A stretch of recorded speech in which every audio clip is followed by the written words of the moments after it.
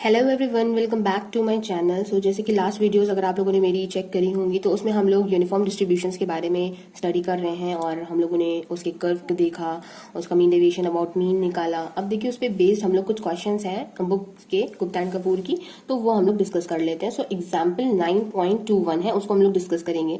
So example 9.21 में आपको कहता है कि एक्स अगर आपका कोई भी यूनिफॉर्म डिस्ट्रीब्यूशन है जिसका मीन आपको 1 गिवन है एंड वेरियंस उसका 4/3 गिवन है। तो देखिए हम लोगों ने मीन और वेरिएंस देखा था जब हम लोगों ने उसके मूवमेंट्स को फाइंड किया था।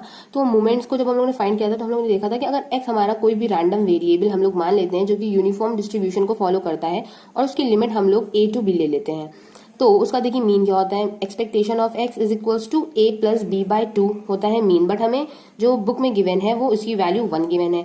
और वेरिएंस ऑफ एक्स, वेरिएंस आपको पता है क्या होता है, b माइनस a का whole square upon 12 is equal to उसकी वैल्यू भी आपको गिवन है 4/3। तो आपको बताना है, फाइंड हमें मतलब ये करना है कि probability x is less then 0 की वैल्यू जो है ये क्या होगी। तो सबसे पहले तो हमें इसकी रेंज पता होनी चाहिए जब भी हम लोग यहाँ से ये प्रोबेबिलिटी को फाइंड कर सकते हैं। तो देखिए यहाँ से अब हम लोग क्या कर सकते हैं, अगर हम लोग इसको देखें इस टर्म को, तो यहाँ से देखिए हम लोगों को एक इक्वेशन मिल जाती है a plus B is equal to 2 के फॉर्म की। और अगर यहाँ से हम लोग a प्लस बी निकालें, देखिए इसको हम लोग जब सॉल्व करेंगे तो देखिए ये आ जाएगा b minus A whole square is equal to 12 को हम लोग जब इधर भेज देंगे और 3 से जब इसको कैंसिल आउट कर देंगे तो ये हो जाएगा आपका 16। तो b minus A is equals to 4। तो आप लोग यहाँ से देख सकते हैं कि प्लस माइनस 4 यहाँ पे इसकी वैल्यू आ चुकी है। अब देखिए हम लोग इन दोनों को सॉल्व करके यहाँ से a और b की वैल्यू फाइंड कर सकते हैं। आप लोग इस इक्वेशन को इजीली सॉल्व कर सकते हैं। तो यहाँ से हमें जो वैल्यू मिलेगी वो हमें मिलेगी a is equal to -1 and b is equal to 3। तो देखिए हमने यही वैल्यू क्यों ली। अब देखिए ये वैल्यू हमने इसलिए ली क्योंकि हमें पता है कि a है हमारी लोअर लिमिट एंड b है हमारी अपर लिमिट। तो a जो होता है हमेशा हमारा लेस होता है एज कम्पेयर टू b, इस वजह से हमने यही वैल्यूज को सेलेक्ट किया है। अब इन वैल्यूज के अकॉर्डिंग अगर हम इसका PDF लिखना चाहें तो क्या लिखेंगे, तो देखिए fx इज इक्वल टू, हमें पता है क्या होता है 1/b माइनस a और रेंज होती है x गोज फ्रॉम a से b। अब आपको पता है कि यही इसका जो PDF होता है वो हम लोगों ने यही पढ़ रखा है। a की वैल्यू आप लोग यहाँ से देख सकते हैं, तो a की वैल्यू मैं यहाँ से सब्स्टिट्यूट कर दूंगी और b की वैल्यू, तो देखिए मैंने b की जगह पे 3 रखा, देन माइनस a की जगह पे -1। तो यहाँ से आप लोग देख रहे हैं ये आ गया है 1/4। तो 1/4 देन a की जगह पे हमने रखा -1 less than equal to x and less than 3। तो ये यहाँ पे हमने इसकी वैल्यूज को सब्स्टिट्यूट कर दिया, तो ये आ गया है इसका PDF। अब PDF आ गया है, हमें फाइंड क्या करना है, हमें फाइंड करना है दिस प्रोबेबिलिटी।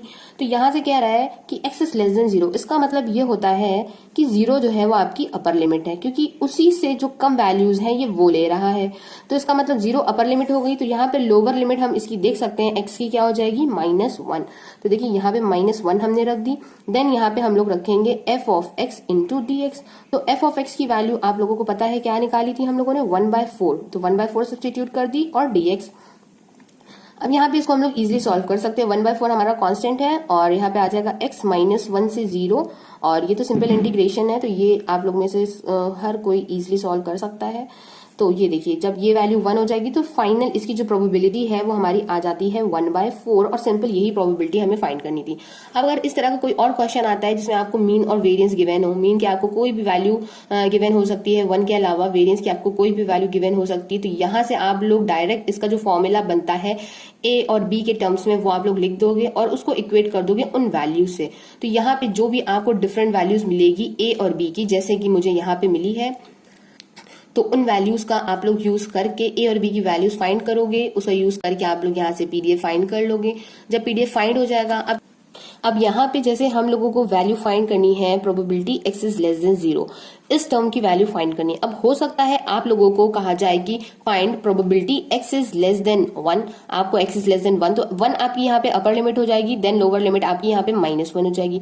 अगर यहाँ पे कहा जाता x is less than 3, then यहाँ पे 3 आप लोग देख रहे हैं 3 आपकी अपर लिमिट हो जाती और लोअर लिमिट रहती है आपकी -1। अगर यहाँ पे आपसे कहा जाता कि x इज लेस देन 5, तो अब आप लोग यहाँ से देख रहे हैं कि रेंज हमें खाली -1 से 3 तक की गिवन है, यहाँ पे 5 है नहीं, तो हम लोग 5 नहीं है, इसका मतलब है कि हम लोग जो इसकी अपर लिमिट है वो 3 ही लेंगे, बिकॉज यहाँ पे हमें इस डिस्ट्रीब्यूशन के लिए 3 ही गिवन है। तो यहाँ से 3 to -1 यहाँ पे लोअर लिमिट लेके तब हम लोग इसकी वैल्यू को सॉल्व करेंगे। तो इस तरह से हम लोग इसके जो क्वेश्चन है उनको सॉल्व करते हैं। सो आई होप कि आप लोगों को ये आज का वीडियो समझ में आया होगा, और अगर समझ में आया हो तो मुझे कमेंट बॉक्स में कमेंट करके जरूर बता दीजिएगा। Thank you for watching my video. Have a nice day.